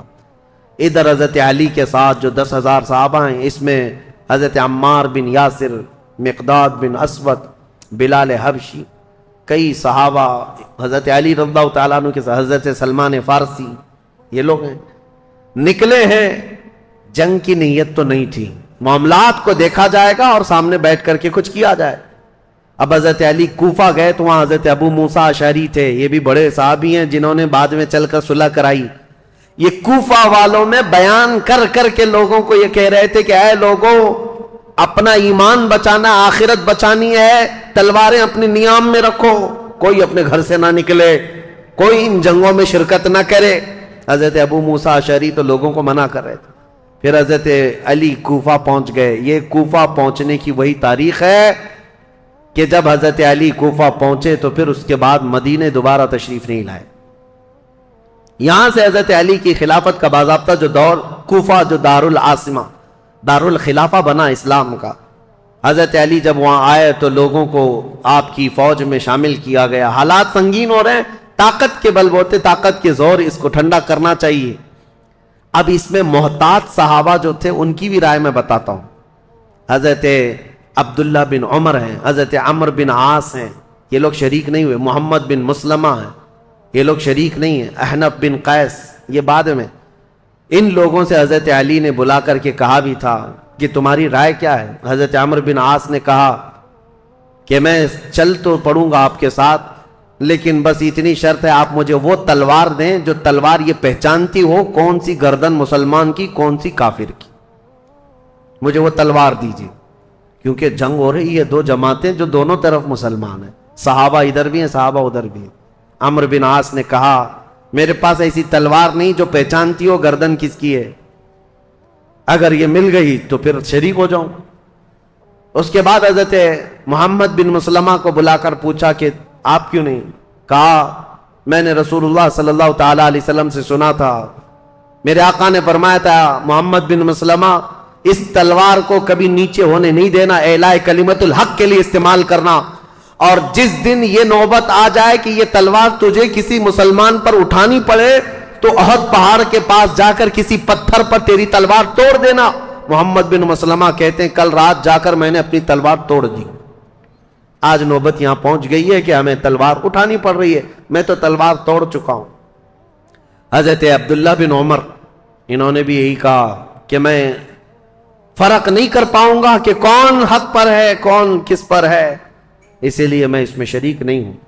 کچھ محتاط صحابہ ان میں نہیں آئے، لیکن حضرت علی جب سفر پر روانہ ہوئے، یاد رکھو مسلمانوں، ایمان کی حفاظت اسی میں ہے، دونوں جگہ کا بیلنس برقرار رکھو، ام المومنین کا بھی مولا کائنات کا بھی، دونوں رسول اللہ کی قرابت دار ہیں، رشتہ دار ہیں۔ حضرت عائشہ صدیقہ جب آئیں تو اب مشورے ہو رہے تھے، میٹنگیں ہو رہی تھی، ان کے خطبے اتنے پر اثر تھے کہ لوگ جمع ہوئے۔ جب وہ بصرہ میں گئی تو 12,000 لوگ جمع ہوئے، کہا کہ نہیں حق پر ہیں، خون عثمان کا بدلہ لینا چاہیے۔ یہ حالات دیکھ کر کے ایک صحابی ایسے ہیں جن کا بہت بڑا رول ہے، حضرت قعقاع، یہ آئے، حضرت زبیر، حضرت طلحہ، حضرت عائشہ ان کے پاس آئے، کہا اچھا یہ میٹنگ بعد میں ہوئی، اس سے پہلے ایک حادثہ ہو گیا تھا، کیا ہے؟ بصرہ میں جیسی حضرت عائشہ پہنچی تو بصرہ کے جو گورنر تھے وہاں پر، تو جو گورنر تھے وہ حضرت علی کی طرف سے تھے، عثمان بن حنیف، انہوں نے کیا کیا کہ راستہ روکنا ہے ان کا، یہ تو لڑنے کے لیے آئے، تو انہوں نے فوراً ہی جنگ شروع کر دی، جبکہ حضرت علی کے آنے کا انتظار کرنا تھا۔ تو عثمان بن حنیف نے لوگوں کو اتار دیا، اور جنگ جیسی خالی راستہ روکنے کے لیے شروع ہوئی تھی اس میں 700 لوگ مارے گئے بصرہ کے۔ اب ظاہر سی بات ہے جب بصرہ میں اتنا بڑا قتل ہو گیا تو جو 12,000 لوگ تھے ان میں سے 6,000 لوگ پھر گئے، کہا یہ تو اپنے ہی لوگوں کا قتل ہو رہا ہے، یہاں اپنے ہی لوگ مر رہے ہیں۔ تو 6,000 لوگ جب چھوڑ دیے تو حضرت عائشہ کے پاس رات میں حضرت قعقاع آئے، حضرت عائشہ تھی، حضرت زبیر، حضرت طلحہ، یہ تینوں بڑے لوگ بیٹھے تھے۔ حضرت قعقاع آئے اور کہا دیکھیں کیا حالات بدلتے ہوئے یہاں تک نہیں پہنچے، آپ لوگ تو نکلے تھے عثمان بن عفان کے قتل کا بدلہ لینے کے لیے، لیکن مسئلہ یہاں تک پہنچ گیا کہ جو گورنر بصرہ کے ہیں انہوں نے راستہ روکا، اور ان کے راستہ روکنے کی وجہ سے جو جنگ ہوئی اس میں 700 لوگ مارے گئے۔ اب ان 700 لوگوں کے مارے جانے کا بدلہ اب کس سے لیا جائے گا؟ ان کا قصاص کس سے لیا جائے گا؟ اب آپ کے ایک ایک فوجی سے وہ قصاص لینا پڑے گا، اتنے مر گئے، تو ڈائیورٹ ہو جائے گا مسئلہ، کہاں آپ کس کام کے لیے نکلے تھے اور کس کام میں آ گئے۔ کل کو اگر گورنر بصرہ کے عثمان بن حنیف کا قتل ہوتا ہے تو پھر یہ مطالبہ بدل جائے گا. اب آپ کے بارے میں بھی لوگ یہ کہیں گے تم تو نکلے تھے عثمان بن عفان کے قتل کا بدلہ لینے کے لیے، لیکن تم نے اپنے ہاتھوں سے بصرہ کے گورنر کا قتل کیا، اب ان کا قصاص ہم آپ سے لیں گے. بات تو برابر ہو جائے گی.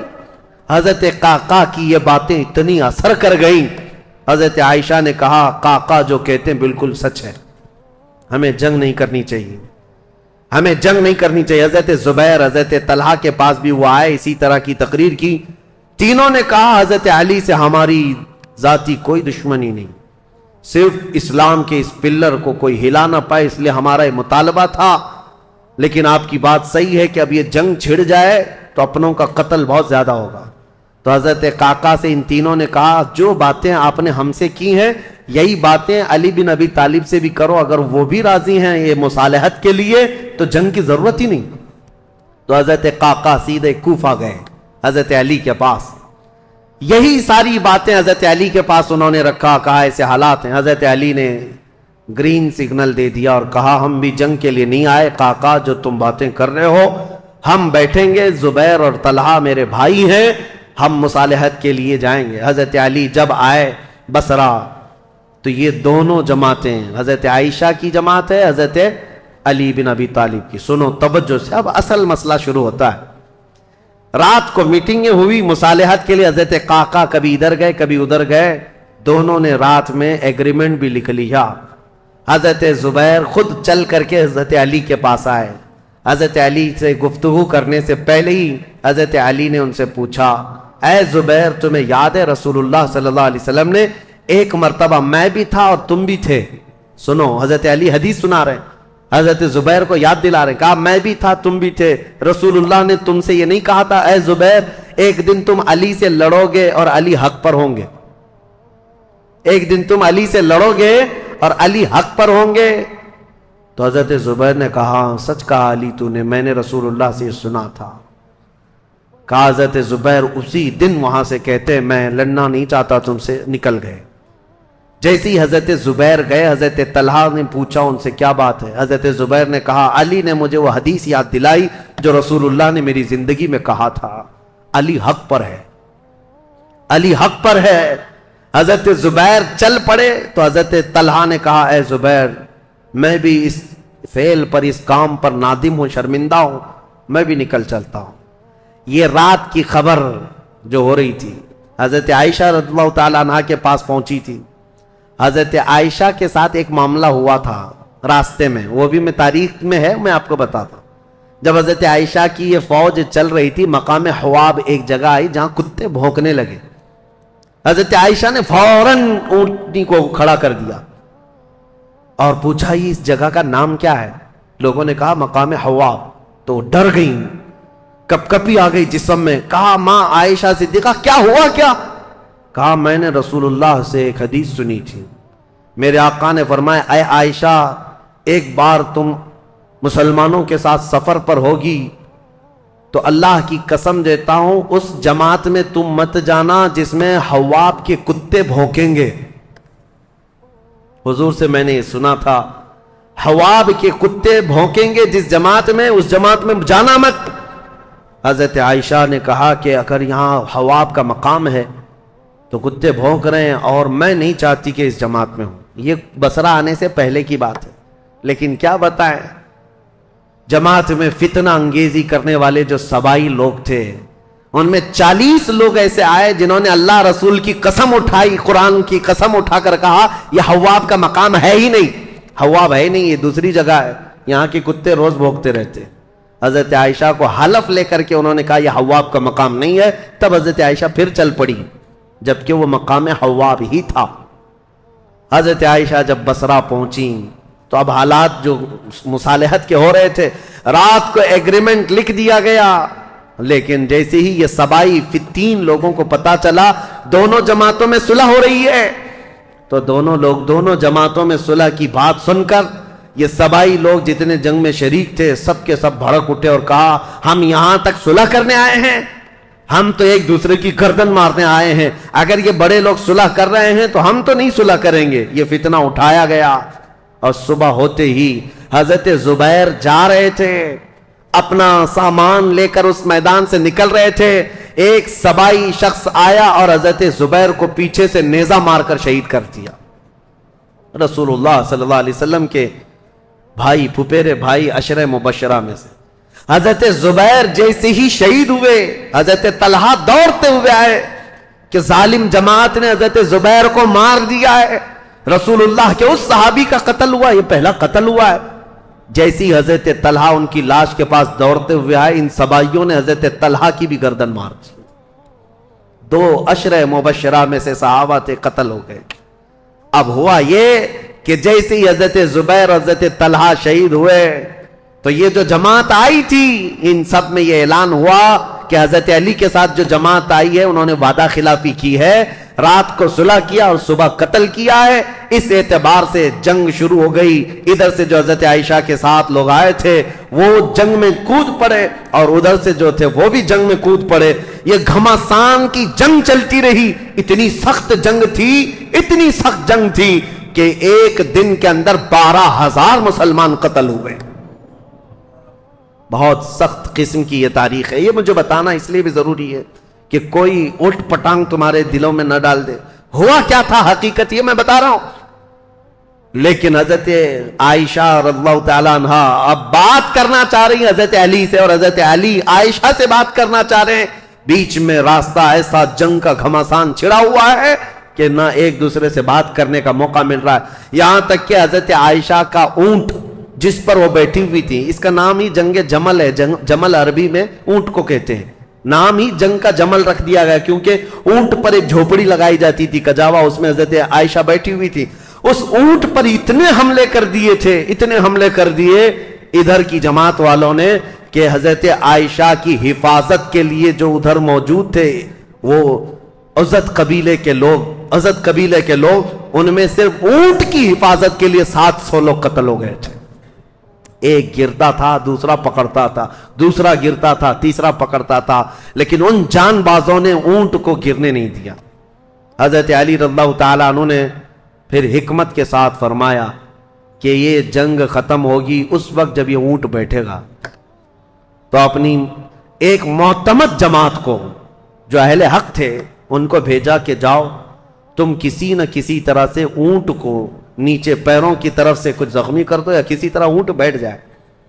وہ گئی ایک جماعت حضرت علی کی طرف سے، جنگ کے لیے نہیں، انہوں نے کسی نہ کسی طرح اونٹ کو بٹھا دیا۔ جیسے اونٹ بیٹھ گیا ام المومنین نیچے آئیں۔ اگر حضرت عائشہ صدیقہ کے ساتھ کچھ بھی ہو جاتا امت میں بہت بڑا فتنہ ہوتا۔ رسول اللہ کی زوجہ کے ساتھ اگر کسی نے ہاتھ بھی لگایا ہوتا اس وقت بڑا مسئلہ ہوتا۔ حضرت علی کے لیے کتنا بڑا چیلنج تھا یہ، ان کی خلافت کے دور کا سب سے بڑا چیلنج ہے۔ ایک طرف ام المومنین کی عزت کو بچانا ہے کیونکہ پورے مومنین کا وقار ہے، رسول اللہ کا گھر ہے، تو حضرت علی نے گرنے نہیں دیا۔ اور اس کے بعد حضرت علی رضی اللہ تعالیٰ عنہ نے پیغام بھیجا حضرت عائشہ کو کسی نہ کسی طرح سے اس کجاوے سے نکال کر لایا۔ جیسے ہی نکال کر کے لایا گیا ام المومنین رو رہی تھی۔ حضرت علی کرم اللہ وجہہ الکریم وہاں گئے تو ان کی آنکھوں میں بے اختیار آنسو تھے، پھوٹ کر رو رہے تھے کیونکہ جانتے تھے ایک ہی گھر کے ہیں۔ حضرت علی رضی اللہ تعالیٰ عنہ سے سب سے پہلے حضرت عائشہ کھڑی ہوئی، کہا اے علی بن ابی طالب، صرف ایک غلط فہمی کی وجہ سے یہاں تک معاملہ پہنچ گیا۔ حضرت علی نے کہا ماں عائشہ صدیقہ آپ سچ کہتی ہیں کہ ایک غلط فہمی نے یہاں تک پہنچا دیا۔ دونوں کے وہی جملے تھے، حضرت عائشہ کہتی ہے میں ہرگز نہیں چاہتی تھی کہ خون مسلم بہہ جائے، کسی مسلمان کا قتل ہو جائے، لیکن اتنا بڑا معاملہ پیش آیا۔ دونوں یہ عظیم صحابہ، وہ زوجہ ہیں، یہ صحابی ہیں، داماد ہیں، رونے لگے، اس معاملے پر بہت گریہ وزاری کی۔ اس کے بعد مولا کائنات علی بن ابی طالب بیٹھے ہوئے تھے، ایک شخص آیا حضرت زبیر کے قتل کا پیغام لے کر آیا، کہا حضرت زبیر کو نیزہ مار کر شہید کیا گیا ہے۔ حضرت علی نے کہا سنو رسول اللہ صلی اللہ علیہ وسلم کی حدیث میں اس کو سنا دوں جس نے حضرت زبیر کو قتل کیا۔ میں گواہ ہوں رسول اللہ نے اپنی زندگی میں فرمایا تھا اے علی دیکھنا ایک دن آئے گا میرے اس زبیر کو کچھ لوگ بے گناہ قتل کر دیں گے، اور علی تو اسے بشارت دے دینا کہ وہ شخص اپنی تلوار سمیت ہمیشہ کے لیے دوزخ میں جائے گا۔ حضرت علی نے کہا بشارت ہو تجھ کو ابن صفیہ کا قتل کرنے والے، کیونکہ حضرت زبیر کی ماں کا نام صفیہ تھا جو رسول اللہ کی پھوپھی ہیں، ان کے قتل کرنے والے کو حضرت علی نے جہنم کی بشارت دی۔ اور ادھر حضرت علی کی رضی اللہ تعالیٰ عنہ کی جماعت میں جو صحابہ تھے ان میں بھی بہت سارے قتل ہوئے، لیکن میرے عزیزو یہ غلط فہمی شیطان کی طرف سے ڈالی ہوئی سبائی فتنہ کتنا ڈینجر ہے آپ کو میں بتاؤں۔ اسی لیے کفار و مشرکین سے لڑنا آسان ہے، لیکن جماعت میں موجود غداروں سے اور منافقین سے لڑنا بہت بڑا چیلنج ہے، بہت بڑا چیلنج ہے۔ اسی لیے ہمیشہ سترک رہو، ہمیشہ محتاط رہو کہ تم اس دین پر قائم رہو جس پر اللہ کے رسول نے اپنے صحابہ کو چھوڑا ہے۔ اس کے علاوہ کوئی دوسرا راستہ امن والا ہے نہیں۔ یہ جنگ جمل ہے، اس کے بعد دونوں کے درمیان مصالحت ہو گئی، اور پھر حضرت علی رضی اللہ تعالیٰ عنہ کوفہ واپس چلے گئے، حضرت عائشہ صدیقہ رضی اللہ تعالیٰ عنہ واپس مکہ مکرمہ آئیں۔ یہاں تک کہ میں آپ کو بتاؤں حضرت عائشہ جب نکلی تھی تو حضور کی ساری بیویاں، حضور کی ساری ازواج حضرت عائشہ کے ساتھ جا رہی تھی، لیکن جب حضرت عائشہ بصرہ جانے لگی تو حضور کی ساری ازواج وہاں سے نکل پڑی، کوئی ساتھ نہ آئی۔ اب اس معاملے کو میں آپ کے سامنے رکھتا ہوں میرے عزیزو، اے سنیوں۔ پہلی بات تو یہ ہے ہم میں سے کوئی اس لائق نہیں کہ ان دو جماعتوں میں کسی ایک کو کے لیے فیصلہ کر سکے۔ کیا آپ میں سے کسی کی اہلیت ہے؟ کوئی اس لائق ہے کہ کبھی حضرت علی کے بارے میں فیصلہ دے یا حضرت عائشہ کے بارے میں فیصلہ دے؟ جب تمہیں پتا ہے میری حیثیت ہے ہی نہیں۔ ارے ماں باپ لڑ جائیں تو بچے کی یہ حیثیت نہیں ہوتی کہ وہ ماں باپ میں فیصلہ کرے، وہ تو امت کے ان کبار لوگوں کی بات ہے جو رسول اللہ کی شرف صحابیت حاصل کیے ہوئے ہیں۔ پہلی بات اپنی زبان کو لگام دینا، یہ ہوا تھا تو یہاں ایسا نہیں ہونا تھا، وہاں ایسا نہیں ہونا تھا، یہ کوئی گھر کا حادثہ نہیں ہے، کسی گلی محلے کا حادثہ نہیں ہے۔ یہ دو جماعتیں صحابہ کی، دونوں جماعتیں جن کے متعلق قرآن کی آیتیں ہیں رضی اللہ عنہم ورضوا عنہ، اللہ ان سے راضی ہوا اور وہ اللہ سے راضی ہیں۔ وَكُلًّا وَعَدَ اللَّهُ الْحُسْنَى 27ویں پارے کی آیت ہے، اللہ نے فرمایا ان سب سے اللہ نے جنت کا وعدہ فرمایا، جنت کا وعدہ فرمایا۔ غلط فہمی سے ہونے والی یہ جنگ، اگرچہ کئی مسلمانوں کا قتل ہوا، لیکن اس پر اللہ کریم کی بارگاہ میں فیصلہ ہوگا، اور رب العالمین احکم الحاکمین یوم قیامت یہ فیصلہ فرمائے گا۔ اور اسی لیے اے لوگوں اپنی زبانیں دراز کر کے خود فیصلہ دے کر کہیں تم اپنے ایمان کو خراب مت کر لینا، کہیں اپنی آخرت کو خراب مت کر لینا۔ اب آئندہ سے میں آپ کو بتاؤں جنگ جمل اور اسی طرح کے حضرت امیر معاویہ کے ساتھ ایک جنگ ہو گئی، جنگ صفین۔ اس کو تذکرے کی ضرورت نہیں، لیکن حقیقت میں وہاں پر بھی یہی غلط فہمی ہوئی تھی۔ حضرت امیر معاویہ چونکہ اعلان کر چکے تھے خون عثمان کا بدلہ لینا ہے، وہ بھی ملک شام سے آئے اور ایک جگہ پر حضرت علی رضی اللہ تعالیٰ عنہ کی فوج اور ان سے ٹکراؤ ہوا، اس میں بھی جنگ ہوئی، لیکن دو صحابہ کو حکم بنایا گیا، ایک حضرت عمر بن عاص اور ایک حضرت ابو موسیٰ اشعری۔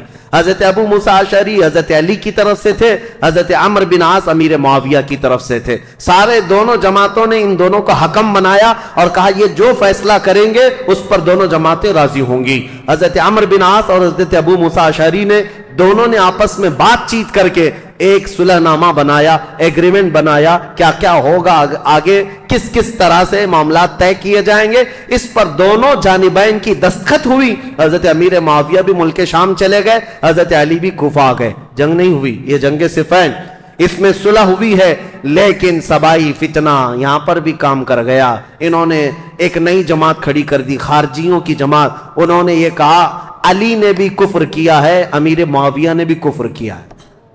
دونوں کے بارے میں کہا، کیوں؟ کہا دونوں نے حکم بنایا، اپنا فیصل بنایا، اور حکم صرف اللہ ہے، حکم صرف اللہ ہے۔ لا حکم الا للہ آیت پڑھتے تھے اور کہتے تھے قرآن میں تو ہے اللہ ہی حکم ہے، اللہ کے علاوہ کوئی حکم نہیں۔ حضرت علی نے اس کے متعلق یہ فرمایا تھا کلمۃ حق ارید بها الباطل، کلمہ تو حق ہے جو کہہ رہے ہیں، لیکن اس سے معنی باطل مراد لے رہے ہیں۔ جیسے آج بھی بہت ساری جماعتیں ہیں آیتوں کو کس پر فٹ کر دیتے ہیں، مشرکین پر اتری ہوئی، مشرکین کے لیے اتری ہوئی آیتیں وہ مومنین پر فٹ کر دیتے ہیں۔ خارجی ایک جماعت تیار ہوئی جو حضرت امیر معاویہ کی بھی دشمن، حضرت علی کی بھی دشمن۔ ان لوگوں نے یہ فتنہ اٹھایا کہ یہ دونوں جماعتیں کافر ہو گئی، ہم اپنی جماعت لے کر الگ ہوتے ہیں۔ اور یہ جماعت ایک پھر نئی بنی، شیعہ حضرات کے بعد ایک خارجی جماعت، اور یہ جب کافر خود ہو گئے، ظاہر سی بات ہے رسول اللہ کے 2 صحابہ کو کافر کہنا خود کافر ہونا ہے، یہ جماعت نکلی، حضرت علی نے ان سے بھی مقابلہ کیا مقام نہروان میں، اور جتنے خارجی تھے یہ اتنے سخت ہو گئے تھے کہ جو بھی مسلمان گزرتا تھا اس کا پورا مال لوٹتے تھے اور اس کو جلا دیتے تھے۔ حضرت علی کی دشمنی میں مسلمانوں کے دشمن ہو گئے، تو پھر حضرت علی نے ان کے ساتھ مقابلہ کیا اور وہ جتنے خارجی ہوئے تھے ان کو قتل کیا۔ چند خارجی بچ کر کے وہاں سے نکل کر بھاگے اور انہوں نے اپنی الگ الگ جماعتیں بنائی۔ اب شدت بدلہ لینے کی شدت انتقام اتنا گھر کر گیا خارجیوں میں کہ 3 خارجی لوگ ایسے ہوئے، میٹنگ کیا اور انہوں نے کہا دیکھو یہ روز روز کی جنگوں سے پریشان ہیں، یہ 3 بڑے لوگ جو ہیں علی بن ابی طالب، عمرو بن عاص، امیر معاویہ، ان تینوں کو قتل کر دیتے معاملہ ہی ختم ہو جائے گا۔ نعوذ باللہ، یہ 3 کاموں کے لیے عبد الرحمن بن ملجم، عمرو بن بکیر اور ایک شخص اور تھا برکہ بن عماد یا کچھ اس کا نام برکہ تھا، یہ 3 خارجی لوگ تھے، میٹنگ کیا، کہا ہم تینوں ایک ہی دن کا انتخاب کرتے ہیں، ایک ہی دن تینوں کو ماریں گے، 3 بڑے صحابہ کو، حضرت علی کو، حضرت عمرو بن عاص کو، حضرت امیر معاویہ کو۔ ان تینوں نے، حتیٰ کہ یہ جو عبد الرحمن بن ملجم ہے اس نے شادی کی، یہ عاشق تھا ایک عورت کا، اور اس نے شادی میں اپنی عورت کے مہر میں یہ رکھا تھا کہ 12,000 دینار مہر میں دوں گا اور علی بن ابی طالب کی گردن مہر میں دوں گا، قتل مہر میں رکھا تھا۔ اس قدر دشمنی کوٹ کوٹ کر بھری ہوئی تھی، اور ان تینوں نے ایک تاریخ متعین کی، رمضان المبارکہ کی۔ 17 رمضان کو تینوں اپنے اپنے علاقوں میں گئے، حضرت علی کوفہ میں تھے، حضرت عمرو بن عاص یہ مدینے میں یا دوسرے علاقے میں تھے، حضرت امیر معاویہ ملک شام میں تھے، تینوں پھیل گئے اپنے اپنے ان منصوبوں کو لے کر۔ اور حضرت امیر معاویہ حضرت عمرو بن عاص کے لیے جو لوگ گئے تھے، ایک برکہ اور ایک جو حضرت عمرو بن عاص کو قتل کرنے والا تھا، یہ تینوں بکیر، عمرو بن بکیر، یہ دونوں جو ہے اپنی پلاننگ میں فیل ہوئے، لیکن عبد الرحمن بن ملجم یہ تلوار کو زہر میں بجھا کر کے کوفہ میں روز انتقام کی آگ میں بھڑکتا رہا، اور حضرت علی رضی اللہ تعالیٰ عنہ ایک رات سوئے ہیں اور خواب میں رسول اللہ صلی اللہ علیہ وسلم کو دیکھا، جیسے حضرت عثمان اپنی شہادت کے دن ایک دن پہلے دیکھے۔ حضرت علی رضی اللہ تعالیٰ عنہ نے خواب میں رسول اللہ سے عرض کیا، یا رسول اللہ میری امت نے مجھے ٹھیس پہنچا، آپ کی امت کے کچھ لوگوں نے مجھے ٹھیس پہنچائی۔ رسول کریم صلی اللہ تعالیٰ علیہ وسلم نے فرمایا، اے علی تم کل کھڑے ہو جانا، ان قریب وہ پوری قوم ہلاک ہوگی جس نے تجھے ٹھیس پہنچائی۔ رسول کریم صلی اللہ تعالیٰ علیہ وسلم نے فرمایا، اور ان کی زندگی میں ہی یہ حضور نے فرمایا تھا، علی جو جماعت تم سے نفرت کرے گی وہ جہنم میں جائے گی۔ حضور نے تو منافق کی علامت بھی بتائے، جس کو علی سے بغض ہوگا وہ مومن نہیں منافق ہوگا، زندگی میں فرمایا تھا۔ تو حضرت علی نے خواب دیکھا، صبح حضرت حسن کو اٹھایا بستر سے، امام حسین کو اٹھایا، کوفہ میں تھے، کہا کہ چلو فجر کی نماز کے لیے جا رہے تھے، اور حضرت علی کی عادت تھی فجر کی نماز کے لیے لوگوں کو جگاتے تھے، ہر گھر سے آواز دیتے تھے زور سے۔ حضرت حسن اور حضرت حسین کو اٹھایا اور کہا میں نے خواب میں رسول اللہ کو دیکھا ہے، اور رسول پاک صلی اللہ تعالیٰ علیہ وسلم نے مجھ سے یہ فرمایا، وعدہ فرمایا۔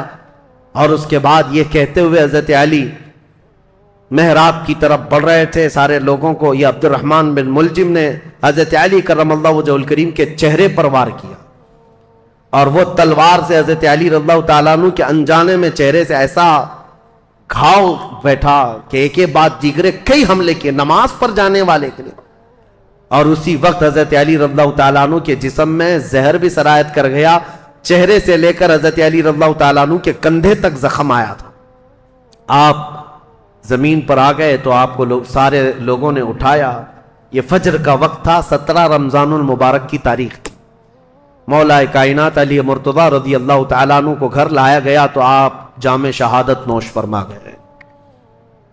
اس حیدر کرار فاتح خیبر کی شہادت ہو گئی 17 رمضان کو۔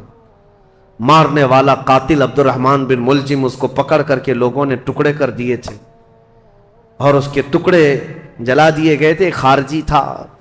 لیکن میرے عزیزوں، مولا کرم اللہ وجہہ الکریم علی بن ابی طالب کے قتل کے ساتھ ہی اسلام کا تاریخ کا ایک دروازہ بند ہو گیا۔ یہ ایک ایسا دور تھا جہاں پر خلافت راشدہ ختم ہو گئی. خلفائے راشدین جو 4 ہیں، اور بعض نے حضرت حسن بن ابی طالب کو بھی خلفائے راشدین میں شمار کیا. اب میں یہاں تاریخ کو روک دیتا ہوں اور عرض کرتا ہوں، میرے آقا نے فرمایا تھا کہ میرے بعد 30 سال خلافت ہوگی. الخلافت بعدی 30 ثم الملوک. 30 سال میرے بعد خلافت ہوگی اور اس کے بعد بادشاہت آ جائے گی. اب حساب کرو، سیدنا ابو بکر صدیق کا زمانہ 2.5 سال کا، 2 سال کچھ مہینے. حضرت عمر فاروق رضی اللہ تعالیٰ عنہ کا زمانہ 10 سال، کتنے ہوئے؟ 12.5 سال. حضرت عثمان بن عفان رضی اللہ تعالیٰ عنہ کا زمانہ 12 سال، کتنے ہوئے؟ 24.5 سال. حضرت علی بن ابی طالب رضی اللہ تعالیٰ عنہ کی خلافت کا کل زمانہ 5 سال کچھ مہینے تھا، کتنے ہوئے؟ 29.5 سال. 6 مہینے بچے تھے جس میں حضرت امام حسن خلیفہ ہوئے تھے. اسی لیے بہت سارے مفسرین محدثین یہ کہتے ہیں وہ بھی خلفائے راشدین میں شامل ہیں. 6 مہینے کے بعد انہوں نے خلافت امیر معاویہ کو دے دی تھی، لیکن خلافت کا دروازہ یہاں پر جو راشدہ ہے، خلافت راشدہ بند ہو گیا. خلفائے راشدین کا وہ سنہرا دور ختم ہو گیا. عزیزان گرامی، اسلام کی تاریخ کی وہ سچائیاں ہیں جو ہر جوان کو سننا چاہیے. 17 رمضان کو کوفہ والے کہتے ہیں بدلیاں ایسی چھا گئی تھیں، لگتا تھا کہ لوگ تو لوگ ہیں، آسمان بھی رو پڑا ہے علی بن ابی طالب کی شہادت میں. حضرت علی کرم اللہ وجہہ الکریم کا جسد خاکی لایا گیا. امام حسن نے نماز جنازہ پڑھائی، امام حسین نے غسل دیا تھا، اور آپ کو کوفہ شہر کے اسی مسجد کے کنارے دفن کیا گیا تھا. بعض روایات میں ہے آپ کے جسد مبارکہ کو لوگوں سے چھپا کر کے رکھا گیا تھا، کیونکہ خارجی جو جماعت تھی وہ اتنے شدید قسم کی نفرت کر رہے تھے کہ کہیں قبر کو اندھیرے میں کھود کر توہین نہ کریں، بے حرمتی نہ کریں. مولا کائنات علی مرتضیٰ رضی اللہ تعالیٰ عنہ کی قبر مبارکہ کو چھپایا گیا تھا. لیکن بہت ساری روایتیں بتاتی ہیں مقام نجف اشرف جو کوفہ کا حصہ تھا جہاں مولا علی کو دفن کیا گیا، آج بھی امیر المومنین کا دروازہ بڑی شان کے ساتھ کھلا نظر آتا ہے. اور ان کی تربت انور پر جب جھنڈا لہراتا ہے تو میرے عزیزوں کئی مرتبہ نجف جانے کا موقع ملا، کئی مرتبہ عراق گیا. جب بھی اس لہراتے ہوئے جھنڈے کو دیکھتا ہوں تو خیبر یاد آ جاتا ہے.